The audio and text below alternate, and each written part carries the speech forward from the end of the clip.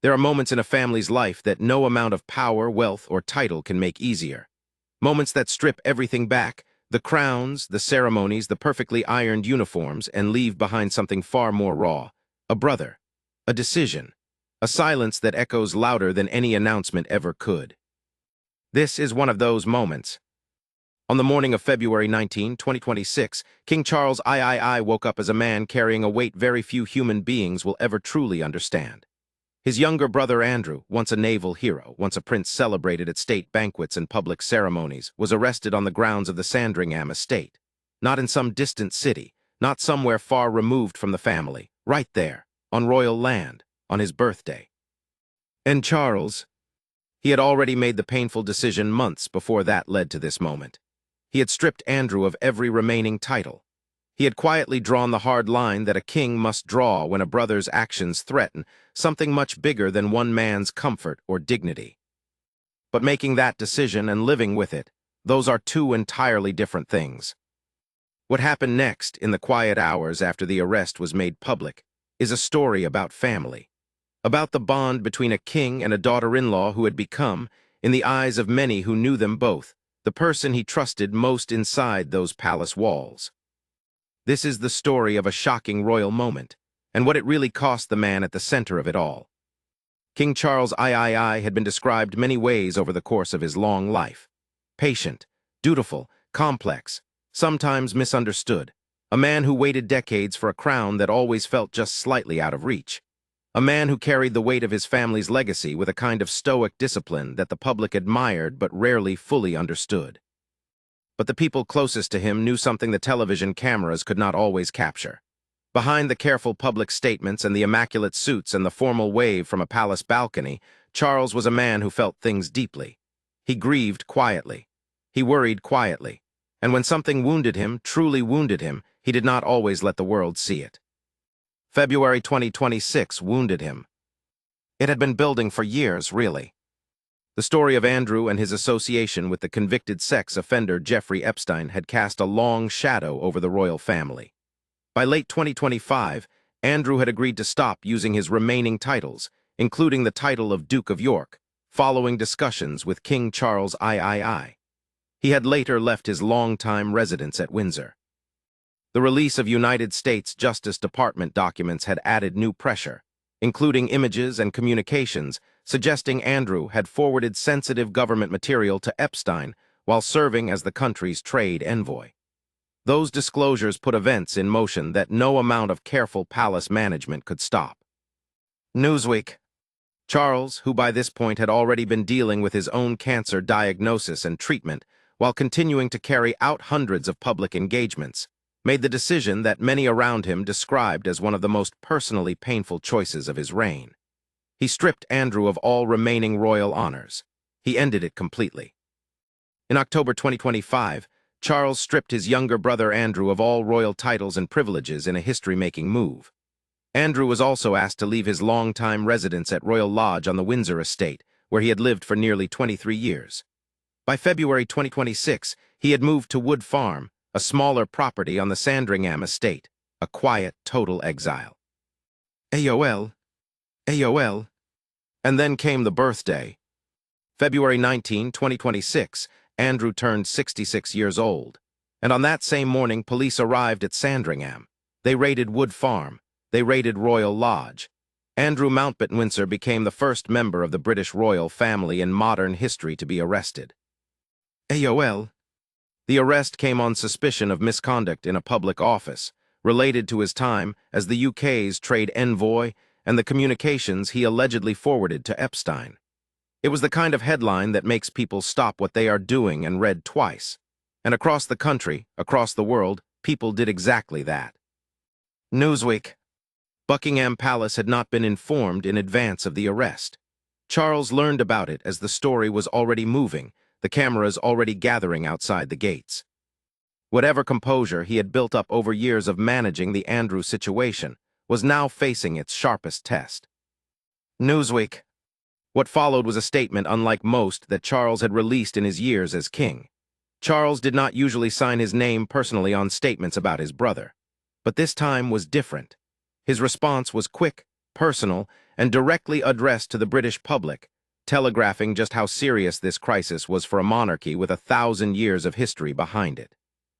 NBC News. Charles called for a full, fair, and proper investigation, stated clearly that the law must take its course, and added that the investigation would have his full and wholehearted support and cooperation. And in the final line, he added something that carried its own quiet weight, that his family would continue in their duty and service to the country. He signed it, Charles R. NBC News. In those words, Charles was not protecting his brother. He was choosing the institution. He was choosing the country. He was choosing something larger than blood loyalty. And it cost him something real to do it. People who watched Charles in the days that followed noted that he had been battered by a succession of personal difficulties since coming to the throne in September 2022. The rifts with his son Harry, his own health battles, Catherine's illness, and the deeply disruptive figure of Andrew. February 2026 was the latest, and perhaps the gravest, of those shocks. Malaymill. Charles was too disciplined to let that cost show in any dramatic public way. But those who knew him saw the signs, the particular quiet that settles over a man who has just done something irreversible.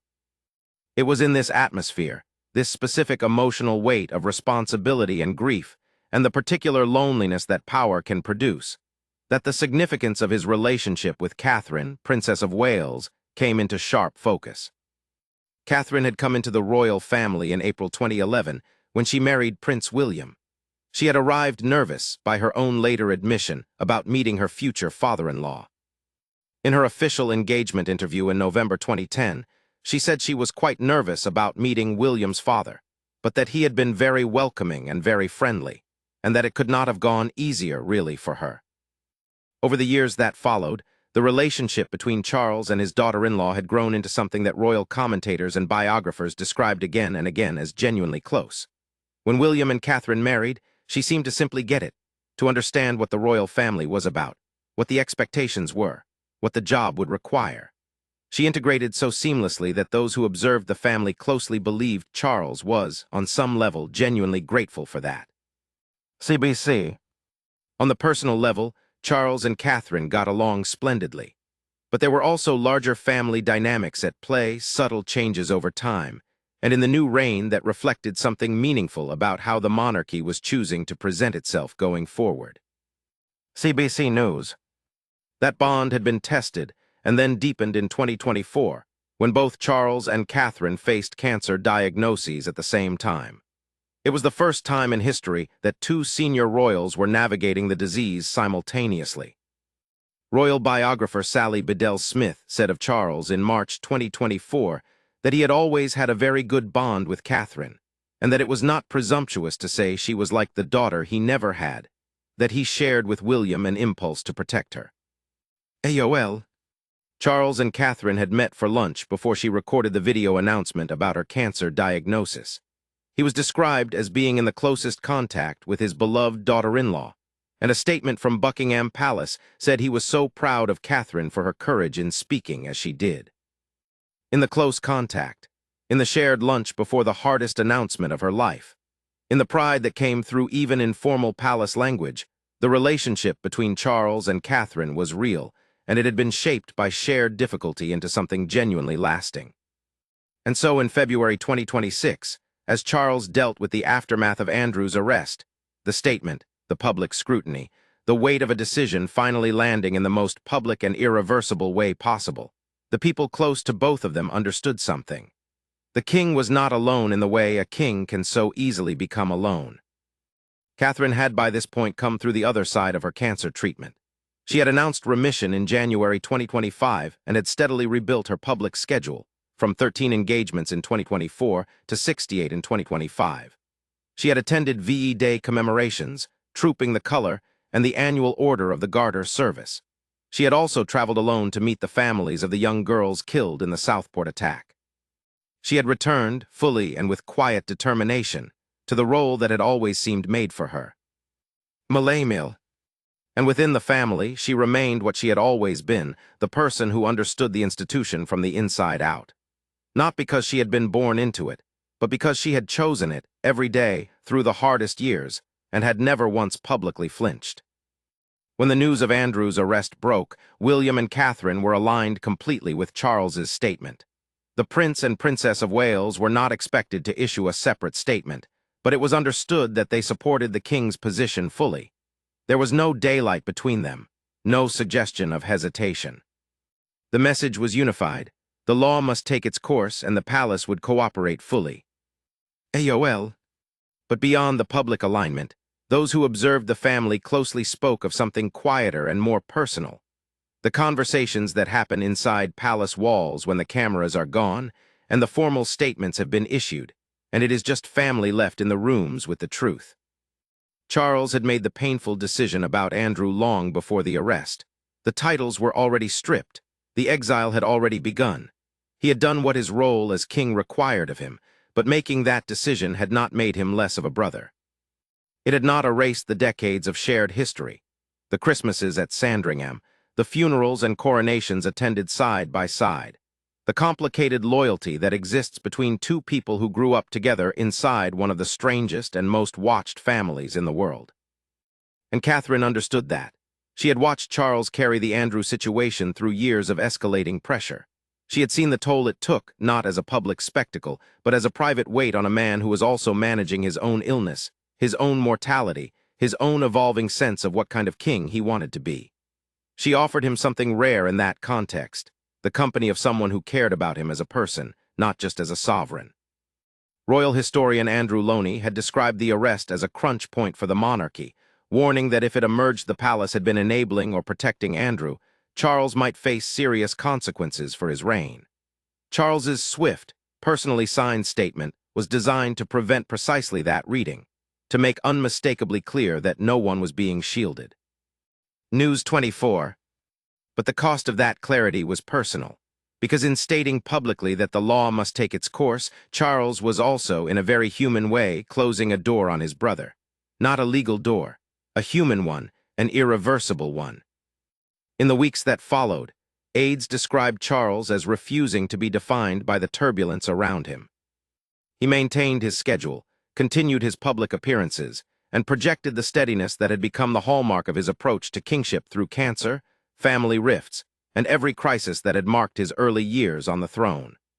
A palace source said there was a real sense that Charles was refusing to let illness or chaos define what his reign would mean. AOL.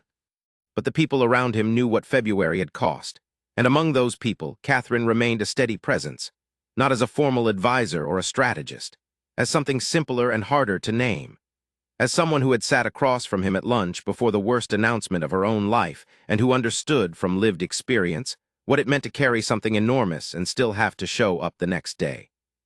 There is something quietly extraordinary about that relationship when you hold it against the broader history of the British royal family.